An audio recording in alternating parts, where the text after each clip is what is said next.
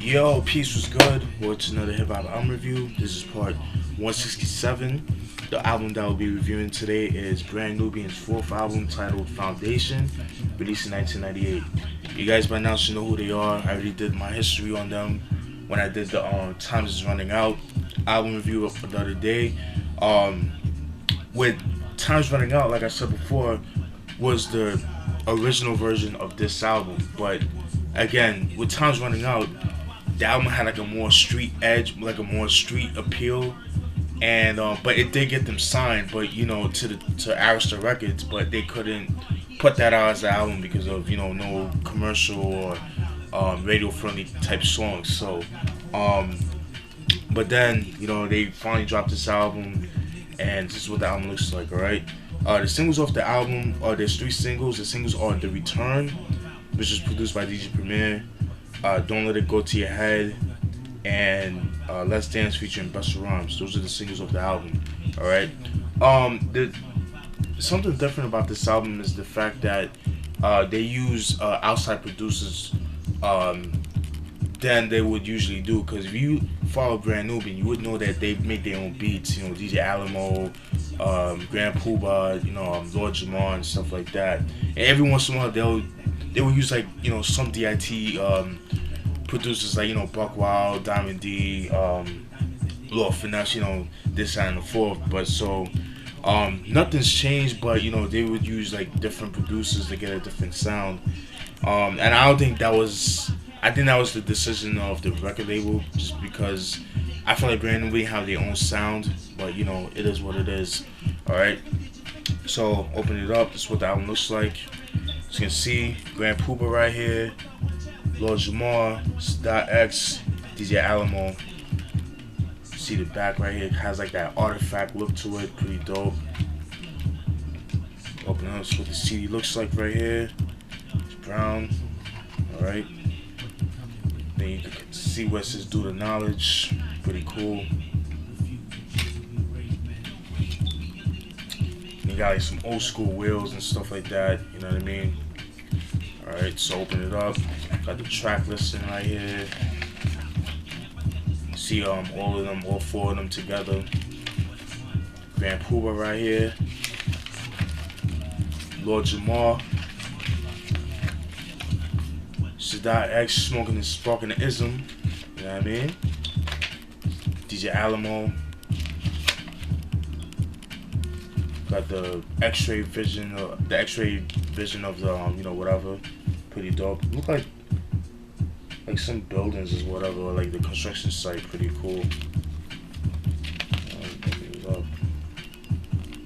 Got Lord Jamar looking, just posing, just thinking. D.I.T.C. Oh, by the way, and these are the lyrics, by the way. DJ Alamo. Grand Poobah right here. Yeah.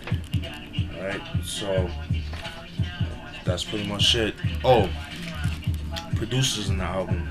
Producers are Grand Poobah, DJ Premier, Lord Finesse, cat named Chris C.L. Ligio, Buck Wild,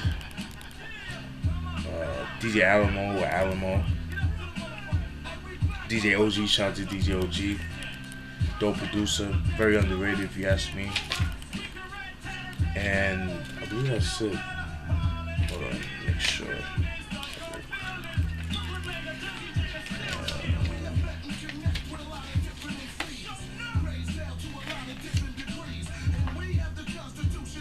Yeah, that's pretty much it. Those are the producers in the album.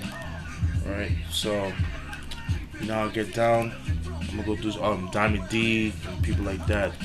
Now I'll get down and we'll go through some of the tracks. Track one is Here We Go. It's just a 20-second loop with D.I.T.C just repeating himself. Here we go, and that shit. Alright. Track two, The Return. That's a single. That was produced by DJ Premier. It's a braggadocio track.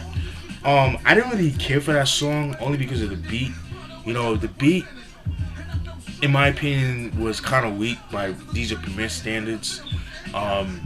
it's not a song that you hear too many people talk about, so that tells you something. But just me personally, like I'm a big Primo fan, but you know, in his career, he had a couple of duds, in my opinion. But and that's every producer, you know what I mean?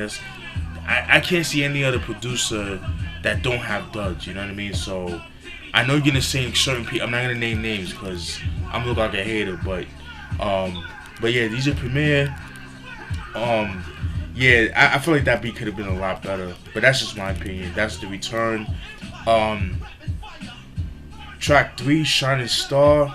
Um, it talks about, what does it talk about? It talks about it talks about them growing up, in the 70s and 80s. But it talks about them just letting people know to be positive and don't be ashamed of who you are. You know what I mean? You could be a rebellious person, but deep down inside you're a good person, and people that's close to you know that too. You know what I'm saying? So don't let society kind of dictate how you should act and things like that. That's what I got from the song Shining Star. That's a pretty cool track. Track 4, excuse me. The beat change that was produced by Lord Finesse. Nice old to 80s hip hop, has like that 80s that early 80s hip hop feel to it, in a sense. With the drum programming and like the synthesizers, kind of like that early 80s hip hop feel to it. Kind of short. It's about 2 minutes and change. Like 2 minutes and 20 seconds, some shit like that. That's what those bottle and that's pretty dope. Just going on the mic right there, pretty dope. Track 5, Migraine is an interlude. It's just a sample of it sounds like a movie from the 50s or 40s. Some dude just saying like he has a crazy headache and stuff like that. Kind of pointless if you ask. Well, not pointless because it kind of goes to the next track. Don't let it go to your head, which is the biggest single off the album. Excuse me. Which there is a video for. In that song, it talks about the trouble of having fame. Or the struggles of having fame. To be more specific, just saying like how when you make it, people think you have this money and that you always gotta hook. Yeah, you're supposed to hook them up, and things of that nature. But it's just saying like don't let fame get to your head because always be humble because without fame you're just that regular person. So always be humble, and it'll carry you a long way. And that's what I got from that joint right there. Like I said, there was a video for it. It definitely has that bad boy syndrome kind of sound like that. Back in the late '90s where you had a lot of people sampling like a lot of '80s R&B, like that top 40 sound, if you know what I'm trying to say. Yeah, it kind of has that sound to it. But yeah, that song was okay. It's not too bad. Nice video though. I do like the video. But very different from their sound because a lot more polished compared to the earlier stuff. Excuse me. Track 7, excuse me, Brand Nubian, has a nice beat to it. To me it's a sequel to the song Brand Nubian that was on the One for All album that I did a review on. It just has a more harder edge to it. That's what I like about that joint right there. It's pretty cool. Track 8, Maybe One Day, that features Common. Pretty dope track right there. That easily could have been a single. It just talks about just trying to stay positive in life, regardless of how hard and difficult life is. But just saying, never give up. You know what I mean? And that's a dope song right there. I think that's a song that everybody should listen to. I fucks with that song. That, like I said, that's easily could have been a single, but you already know how that goes. Track 9, Let's Dance.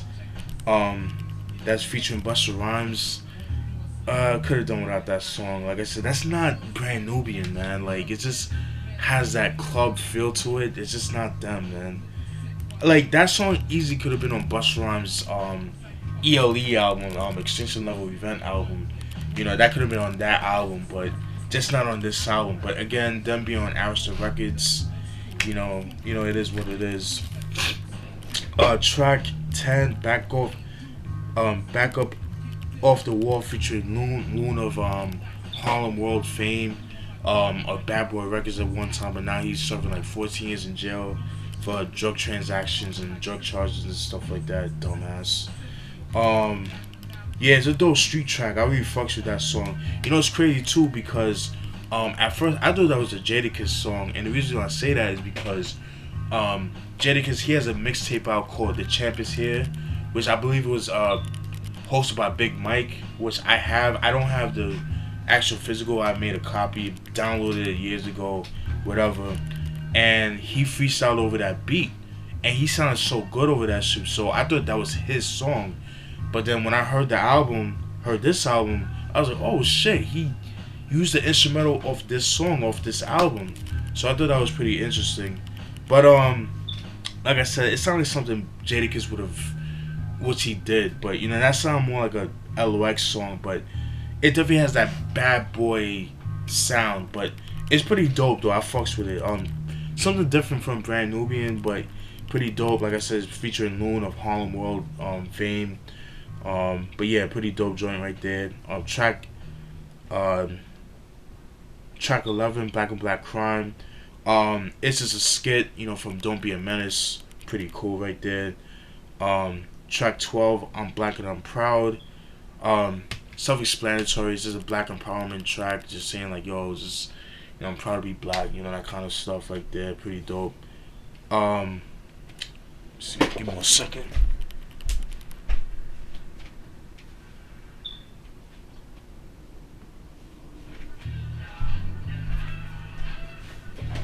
Sorry about that. Alright, track 13 doesn't have the numbers, so I have to look and shit. Track 13, Sincerely, it's pretty much an ode to black women in general, like, you know, women that influenced them throughout their life and stuff like that. And you know, they talk about having regrets of them being young, just like, you know, sleeping around with, you know, with a whole bunch of women and stuff like that, kind of regretting that part of life because, you know, just don't want karma to hit them in the ass, because, you know, if they would have, because I know they have kids, you know, so they wouldn't want that to happen to their daughters. And, you know, that's pretty much what they're talking about, just empowerment, just embracing black women in general right there. It's a pretty dope track right there. I fucks with that. Track 14, Probable Cause.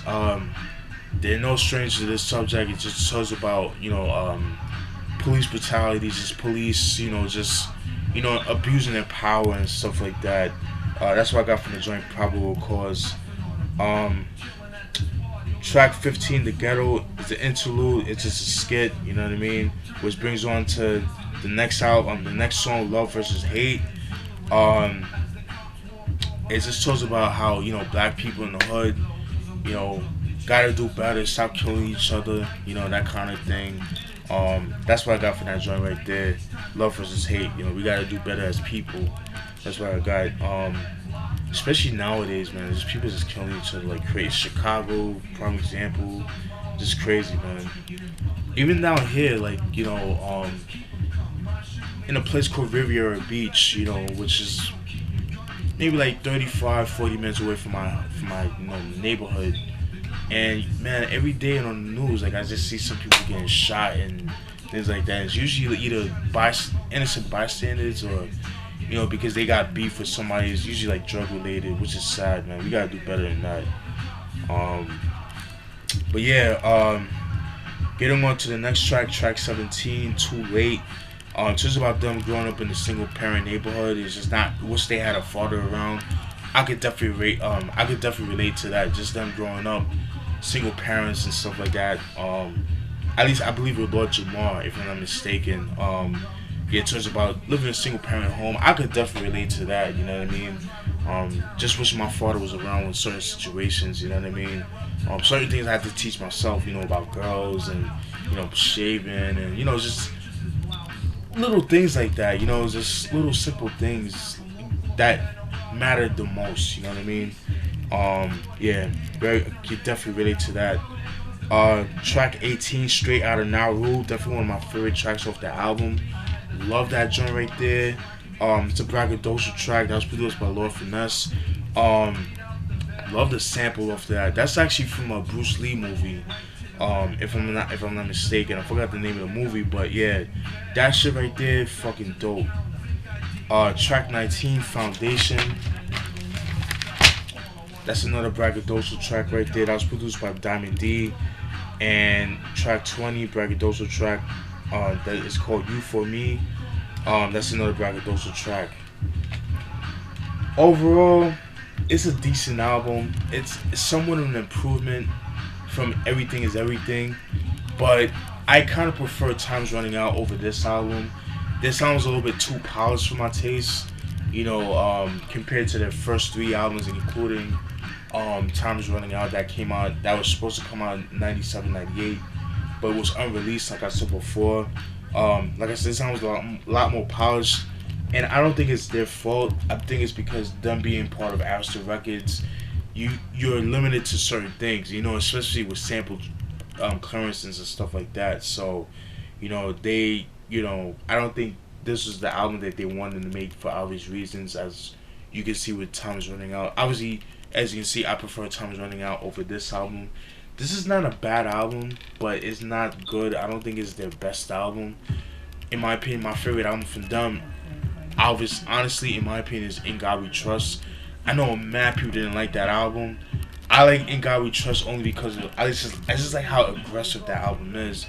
And it kind of proved that they didn't need Grand Poobah to carry an album. It kind of gave them more attention, if anything, because when they came on One For All, Grand Poobah was kind of like he was like the method man of the group. Like, all the girls loved him. He was all that. He was that dude. Like, he was all about the fashion. He was about the Tommy Hilfiger, about the polo, and you know how niggas are. Like, cats like fashion. So, and I guess with In God We Trust, with Grand Poobah not being on the album, they were kind of like iffy about that. But I thought the album was dope, and I feel like they shined, and they definitely proved themselves on the album. So, but I could understand some people not liking the album because of Grand Poobah not being on the album. But me personally, I like they were more militant, they were more grimy, production was grimy and stuff like that. So it is what it is. But like I said, this album a lot more polished compared to their early albums. Could have been a little bit better. Some of the production I felt like could have been better. But, with Buck Wild, him being Buck Wild, he's always been versatile compared to the other producers of D.I.T.C, in my opinion. Which is not a bad thing, which is not it's not a bad, whatever. But, like I said, a lot more polished, but like I said, it's not their fault. But, it is what it is. Definitely need to own this to add on to the collection. And that's pretty much it. I eventually have to review Fire in the Hole that came out in 2004, which I do have, and I have to review what's that album by Lord Jamal, the 5% album. I have to do a review on that, so definitely stay tuned for that. But that'll be another day. But stay tuned for more videos. I hope you guys enjoyed that video. Peace.